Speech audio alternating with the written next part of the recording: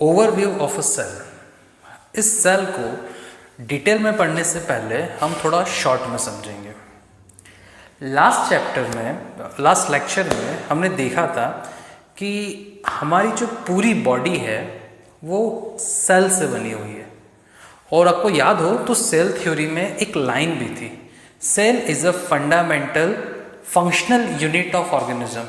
अब वो functional unit क्या होता है तो वो भी हम इस ओवरव्यू में समझेंगे। उसके पहले आप ये सोचिए, अगर अपनी पूरी बॉडी सेल से बनी है तो वो कर क्या रही है, वो चाहती है। तो देखिए, जो सेल है वो हमारी बॉडी से कुछ लेता है और बदले में हमें कुछ देता है। तो पहले सुनिए, सेल हमें क्या देता है। सेल हमें देता है एनर्जी।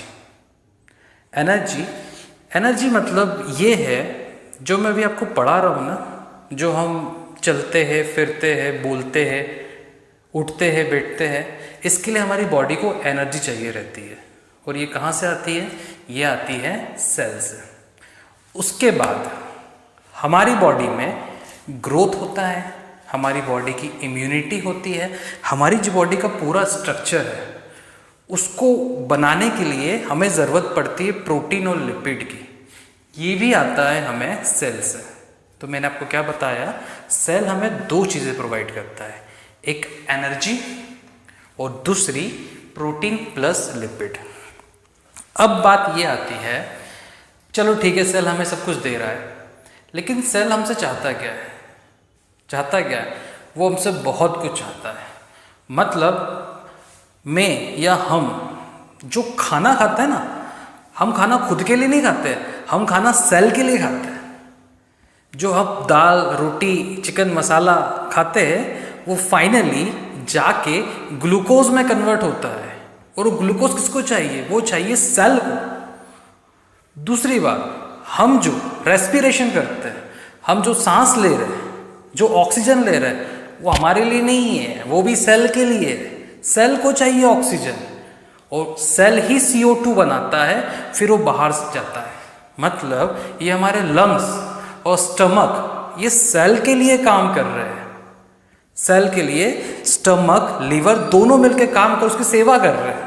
आप जानते हैं इस बात को? चलिए, ये आपको समझ में आया। इसके अलावा बता दें, मैंने आपको O2 चाहिए सेल को, है ना। हम पानी क्यों पी रहे हैं? ताकि हम जो पानी पिएंगे वो H2O जाए सेल के पास।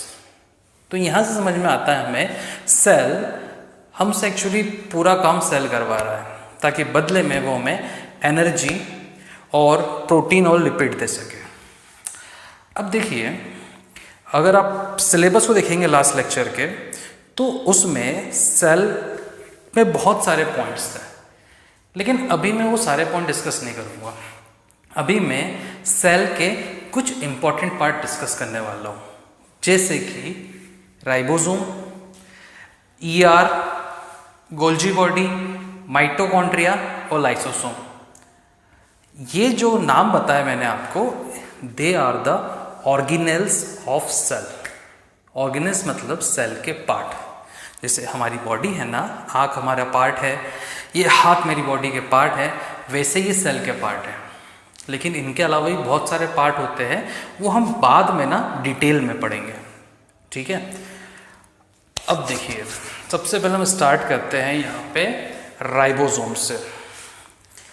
देखिए, इस डायग्राम को पहले ऑब्जर्व कीजिए। मैंने यहाँ पे ज़्यादा और ऑर्गेनल नहीं बनाया है। ये जो सेंटर में मैंने बनाया है, इससे हम बोलते हैं ये वाला पिंक वाला, इससे हम बोलते हैं न्यूक्लियस। और इस न्यूक्लियस के सेंटर में भी न्यूक्लियोल्स है। अब इस न्यूक्लियोल्स में से निकलते हैं राइबोसोम। निकलते हैं किस तरह निकलते हैं, तो आप ये बात ध्यान रखिए। देखिए, जैसे ये स्प्रे नहीं है, बिल्कुल इस तरह राइबोसोम्स निकलते हैं इस न्यूक्लियोल्स में से, और वो पूरे साइटोप्लाज्मा में फैल जाते हैं, सब दूर फैल जाते हैं। लेकिन उनका वहाँ पे कुछ काम है क्या? कुछ खास काम नहीं है। मेन काम क्या होता है, ये राइबोसोम जाते हैं और इसे बोलते हैं हम ER, एंडोप्लाज्मिक रेटिक्यूल। ये इस पे जाके चिपक जाते हैं। अब देखिए, न्यूक्लियस से चिपकी हुई ये जो ब्लू पार्ट है, हम इसे बोलते हैं एंडोप्लाज्मिक रेटिक्यूलम। अब ये इसके दो पार्ट हैं। देखिए ऊपर जो वाला पार्ट है जिस पे ये पीले पीले डॉट नहीं है उसे हम बोलते हैं स्मूथ, और जिस पे ये पीले पीले डॉट है उसे बोलते हैं रफ। ये समझिए ज़रा, जो राइबोसोम है जब वो निकला तो वो कहाँ गया, ईआर के ऊपर। अब जो स्मूथ वाला ईआर था ना, जैसे टेनिस की बॉल अगर मैं यहाँ रखूँगा तो फिसल जाएगी। तो राइबोसोम जिस पार्ट पे नहीं बैठ पाता है हम उसे बोलते हैं स्मूथ ईआर। उसके बाद राइबोसोम, अब देखिए अगर मैं यहाँ पे टेनिस की बॉल रखूँ तो आ जाएगा ना, तो इसे बोलेंगे हम रफ। तो राइबोसोम जिस पार्ट पे चिपक जाता है या बैठ जाता है उसे हम बोलते हैं रफ ईआर। दूसरी बात, स्मूथ जो ईआर होते हैं उनसे हमें लिपिड्स मिलते हैं, और जो रफ ईआर होता है उससे हम प्रोटीन मिलता है।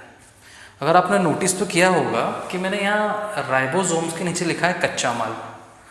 हाँ बिल्कुल कच्चा माल। देखिए मैंने आपको स्टार्टिंग में बताया कि सेल्स हमें देता है प्रोटीन और लिपिड, और ये बनते हैं इस एंडोप्लाज्मिक रेटिकुलम में। तो सेल में ये जो एंडोप्लाज्मिक रेटिकुलम है एक फैक्ट्री की तरह है, और एक फैक्ट्री क्या होता है, जहाँ पे कच्चा माल आता है उससे एक प्रोडक्ट बनता है जो हमारी दुकानों या घरों तक पहुँचाया जाता है। जैसे जूते के लिए चमड़ा हो गया, फर्नीचर की लकड़ी हो गई। उसी तरह अगर ईआर एक फैक्ट्री है और वो लिपिड और प्रोटीन बनाता है तो उसके लिए कच्चा माल क्या है, राइबोसोम्स। और वो राइबोसोम्स कहाँ से आते हैं, न्यूक्लियस के सेंटर पार्ट से, न्यूक्लियोल्स। यह है समझ में आपको, ठीक है। नेक्स्ट, इसके बाद हम पढ़ते हैं गोल्जी बॉडी। इसे है ना हम सेल का मैनेजर बोलते हैं, क्योंकि इसके सारे काम मैनेजर वाले हैं।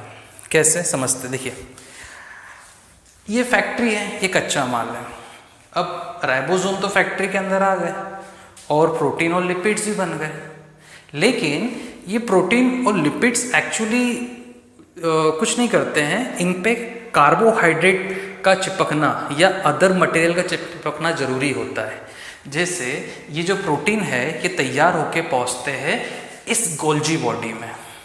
यहाँ पे जो राइबोसोम प्रोटीन बनाएगा वो प्रोटीन जाएगा गोल्जी बॉडी में। गोल्जी बॉडी में जैसे ही प्रोटीन जाएगा, इस पर ये गोल्जी बॉडी कार्बोहाइड्रेट चिपका देगा और ये बन जाएगा ग्लाइकोप्रोटीन, ठीक है। उसके बाद जैसे फैक्ट्री में जब कोई प्रोडक्ट तैयार हो जाता है तो उसकी पैकेजिंग करनी पड़ती है, तो गोल्जी बॉडी इन लिपिड्स और प्रोटीन की पैकेजिंग करता है। उसके बाद पैकेट पे हमें ये भी लिखना पड़ता है एड्रेस, कि उस पैकेट को कहाँ भेजना है। ये काम भी गोल्जी बॉडी का, आपको पता है। अगर गोल्जी बॉडी प्रोटीन लिपिड को लेके कोई मॉलिक्यूल बना रहा है, मान लीजिए उसको लीवर में भेजना है, सेल से लीवर में भेजना है, तो वो उसको इस तरह पैकिंग करेगा कि वो लीवर तक ही पहुंचे। आप खुद सोचिए, एक सेल से अगर लीवर में कोई पैकेट जा रहा है तो बॉडी किसी पार्ट में जा सकता है, लेकिन लीवर तक क्यों पहुंचेगा, क्योंकि गोल्जी बॉडी उसी कोडिंग ऐसे करता है। अब मैनेजर ही क्यों, क्योंकि जो गोल्जी बॉडी है पूरी सेल मेम्ब्रेन को कंट्रोल करता है। आपको पता है इस सेल के अंदर बहुत सारे सब्सटेंस आते हैं और इस सेल से बहुत सारे सब्सटेंस जाते हैं। आते कौन कौन है, देखिए ग्लूकोज सेल के अंदर आता है, ऑक्सीजन सेल के अंदर आता है, पानी सेल के अंदर आता है, और यहाँ से CO2 जाते हैं।